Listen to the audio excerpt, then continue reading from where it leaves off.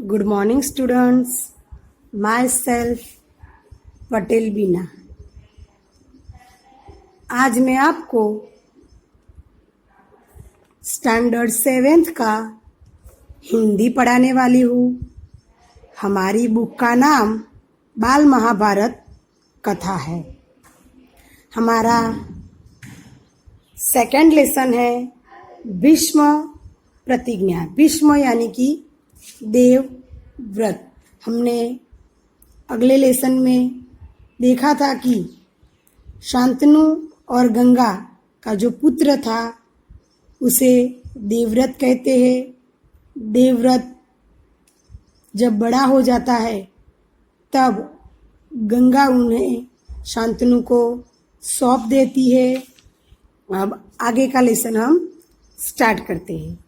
तेजस्वी पुत्र को पाकर राजा प्रफुल्लित मन से नगर को लौटे और देवव्रत राजकुमार के पद को सुशोभित करने लगे।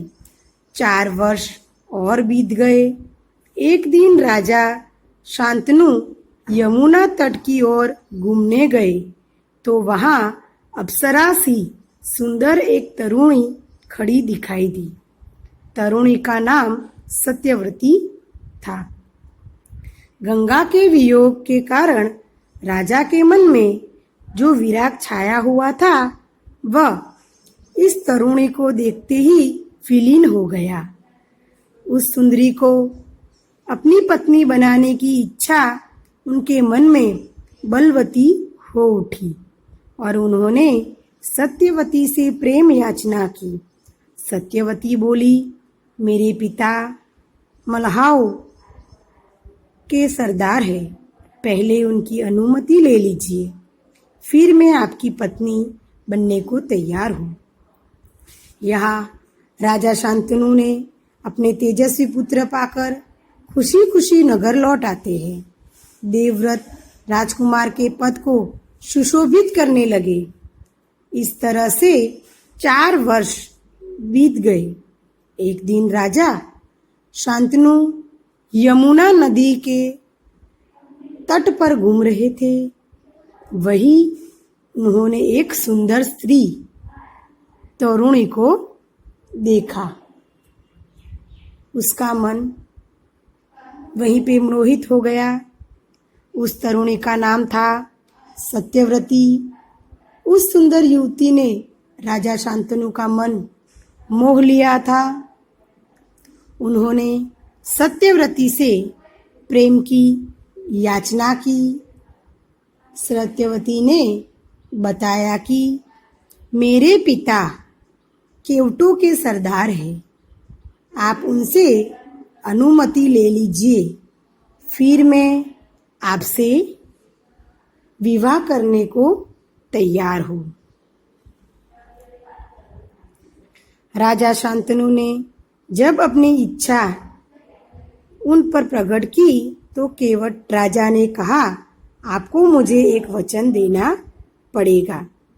राजा ने कहा, जो मांगोगे दूंगा, यदि वह मेरे लिए अनुचित न हो। अब यहाँ पे राजा शांतनु सत्यवती के पिता के पास जाते हैं। सत्यवती के पिता केवट के पास वो गए और सत्यवती से विवाह की अपनी इच्छा व्यक्त की। केवट राजा ने कहा कि आपको एक वचन देना होगा। कि जब राजा ने कहा, वचन तो मैं दूंगा, पर जो मांगोगे वो दूंगा, यदि वह मेरे लिए अनुचित न हो, मेरे लिए जो वो योग्य होगा तो ही मैं आपको दूंगा, मेरे लिए वो अयोग्य होगा तो वो वचन मैं आपको नहीं दे सकता। उनको नागवार लगी। गंगासुत को छोड़कर अन्य किसी को रजगद्दी पर बैठने की कल्पना तक उनसे न हो सकी। निराश और उद्विग्न मन से वह नगर की ओर लौट आए। किसी से कुछ कह भी न सके, पर चिंता उनके मन को कीड़े की तरह कुतर कुतर कर खाने लगी। यहाँ पर केवट राजा उन्हें कहते हैं कि आप मुझे एक ऐसा वरदान देना होगा कि आपके बाद हस्तिनापुर का राजा सत्यवती का पुत्र होगा। केवट राजा की यह शर्त राजा शांतनु को अच्छी नहीं लगी। वो निराश मन से अपने महल लौट आए। उनकी व्यथा को देखकर देवव्रत ने अपना पिता शांतनु को पूछा कि आपको किसी बात की चिंता है? कोई ना कोई व्यथा समाई है। एक दिन उसने शांतनु से पूछा, पिताजी, संसार का कोई भी सुख ऐसा नहीं है जो आपको प्राप्त न हो, फिर भी इधर कुछ दिनों से आप दुखी दिखाई दे रहे हो। आपको किस बात की चिंता है? उनकी व्यथा को देखकर देवव्रत ने अपने पिता शांतनु से पूछा कि आपको किस बात की चिंता है? यदि शांतनु ने गोलमोल बातें बनाई, फिर भी कुशाग्र बुद्धि देवव्रत को बात समझते देर लगी। उन्होंने राजा के सारथी से पूछताछ करके उन दिन केवटराज से यमुना नदी के किनारे जो कुछ बातें हुई थी उसका पता लगा लिया। पिताजी के मन की व्यथा जानकर देवव्रत सीधे केवटराज के पास गए और उनसे कहा कि वह अपनी पुत्री सत्यवती का विवाह महाराज शांतनु से कर दे। राजा शांतनु से स्पष्ट जवाब न पाकर देवव्रत ने उनके सारथी से राजा की उदासी का कारण पूछा। सारथी ने उस दिन राजा और केवटराज के बीच हुई बातों को बताया। अपने पिता के मन की व्यथा को जानकर देवव्रत केवटराज के पास गए और बोले कि आप अपनी पुत्री का विवाह राजा शांतनु से कर दे। केवटराज ने वही शर्त दोहराई जो उन्हें शांतनु के सामने रखी थी। केवटराज ने पुनः वही शर्त देवव्रत के सामने रखी। देवव्रत ने कहा, यदि तुम्हारी आपत्ति का कारण यही है तो मैं वचन देता हूँ कि मैं राज्य का लोभ नहीं करूंगा। सत्यवती का पुत्र ही मेरे पिता के बाद राजा बनेगा। देवव्रत ने केवटराज को बताया कि मैं वचन देता हूँ कि पिता के बाद सत्यवती का पुत्र ही राजा बनेगा। केवटराज इससे संतुष्ट न हुए। उन्होंने और दूर की सोची। बोले, आर्यपुत्र, इस बात का मुझे पूरा भरोसा है कि आप अपने वचन पर अटल रहेंगे, किंतु आपकी संतान से मैं वैसी आशा कैसे रख सकता हूँ? आप जैसे वीर का पुत्र भी तो वीर ही होगा। बहुत संभव है कि वह मेरे नाती से राज्य छीनने का प्रयत्न करे। इसके लिए आपके पास क्या उत्तर है?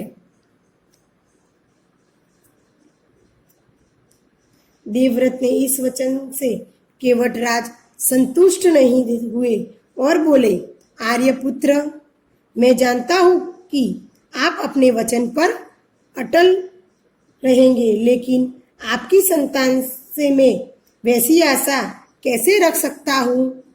आप जैसे वीर का पुत्र भी तो वीर ही होगा। हो सकता है वह हमारे नाती से राज्य छीन ले। केवटराज के इस तरह के अप्रत्याशित प्रश्न से पितृभक्त देवव्रत थोड़े भी विचलित नहीं हुए। केवटराज का प्रश्न अप्रत्याशित था। उसे संतुष्ट करने की यही अर्थ हो सकता था कि देवव्रत अपने भविष्य का भी बलिदान कर दे, किंतु पितृभक्त देवव्रत इससे जरा भी विचलित नहीं हुए।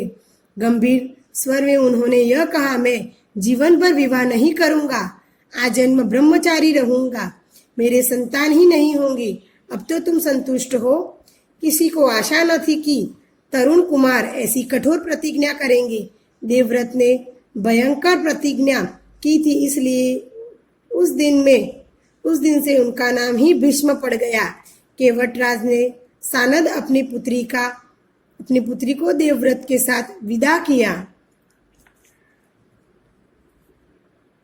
सत्यवती से शांतनु के 2 पुत्र हुए, चित्रागध और विचित्रवीर्य। शांतनु के देहावसान पर चित्रागध हस्तिनापुर के सिंहासन पर बैठे और अनेक युद्ध में मारे जाने पर विचित्रवीर्य की 2 रानियां थी, अंबिका और अंबालिका। अंबालिका के पुत्र थे धृतराष्ट्र और अंबालिका के पांडु। अंबिका का था धृतराष्ट्र और अंबालिका का था पांडु। धृतराष्ट्र के पुत्र कौरव कहलाए और पांडु के पांडव। महात्मा भीष्म शांतनु के बाद से कुरुक्षेत्र युद्ध का अंत होने तक विशाल राजवंश के सामान्य कुल नायक और पूज्य बने रहे। शांतनु के बाद कुरुवंश का क्रम यह रहा।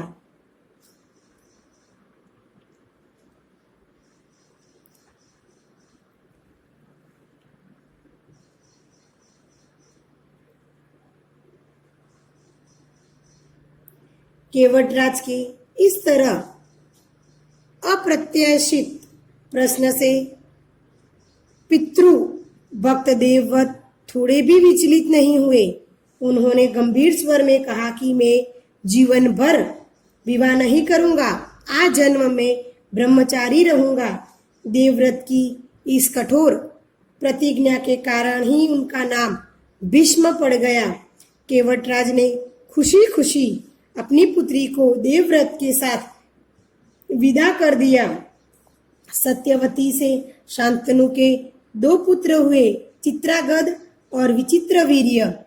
राजा शांतनु के मरने के बाद चित्रागध हस्तिनापुर के सिंहासन पर बैठे, किंतु वे अधिक दिनों तक राज नहीं चला सके। उनकी अकाल मृत्यु हो गई। फिर हस्तिनापुर की गद्दी पर विचित्रवीर्य बैठे। विचित्रवीर्य की 2 रानियां अंबिका और अंबालिका। अंबिका ने धृतराष्ट्र को जन्म दिया और अंबालिका ने पांडु को। इस तरह धृतराष्ट्र के पुत्र कौरव तथा पांडु के पुत्र पांडव कहलाए। इस प्रकार कुरुक्षेत्र के युद्ध का अंत होने तक भीष्म उन विशाल साम्राज्य के पूज्य बने रहे।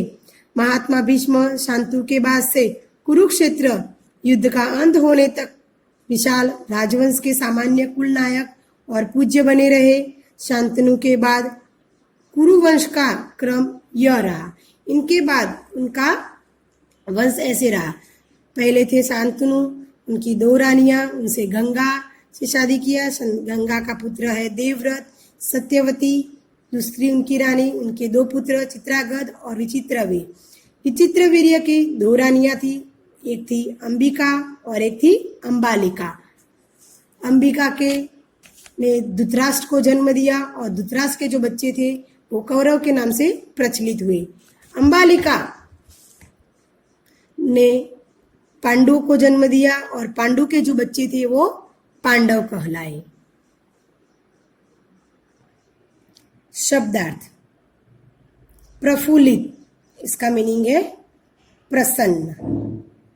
सुशोभित, इसका अर्थ है शोभा बढ़ाने वाला।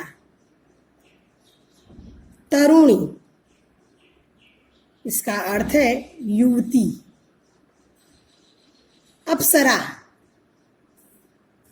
इसका अर्थ है परी यानी कि देवलोक की नर्तकी। विराग, इसका मीनिंग है उदास। विलीन, इसका मीनिंग है लुप्त होना। अनुमति, इसका मीनिंग है आज्ञा। अद्विग्न यानी कि इसका मीनिंग है बेचैन। व्यथा इसका मीनिंग है दुख। कुशाग्र इसका मीनिंग है तेज। सारथी इसका मीनिंग है रथ चालक। नाती इसका मीनिंग है बेटी का बेटा। भरोसा इसका मीनिंग है विश्वास। अप्रत्याशित यानी कि जिसकी आज्ञा न हो। पितृभक्त इसका मीनिंग है पिता का भक्त। आजन्म यानी कि जीवन भर। ब्रह्मचारी इसका मीनिंग है ब्रह्मचर्य का पालन। ब्रह्मचर्य का पालन करने वाला। अविवाहित। भीष्म यानी कि भयंकर। देहावसान यानी कि देहांत। कुल नायक इसका मीनिंग है कुल का मुखिया। क्रम इसका मीनिंग है सिलसिला।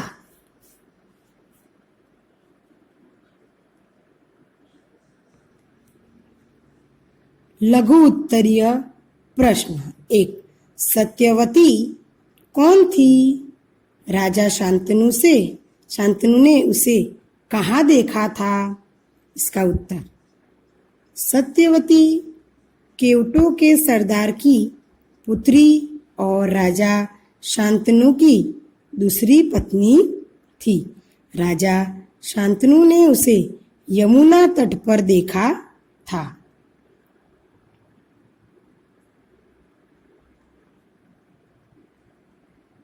क्वेश्चन 2। महाराज शांतनु की प्रेम याचना पर सत्यवती ने उनसे क्या कहा? इसका उत्तर महाराज शांतनु की प्रेम याचना पर सत्यवती ने उनसे कहा कि मेरे पिताजी केवटों के सरदार हैं। पहले आप उनसे अनुमति ले, फिर मैं आपकी पत्नी बनने को तैयार हूँ।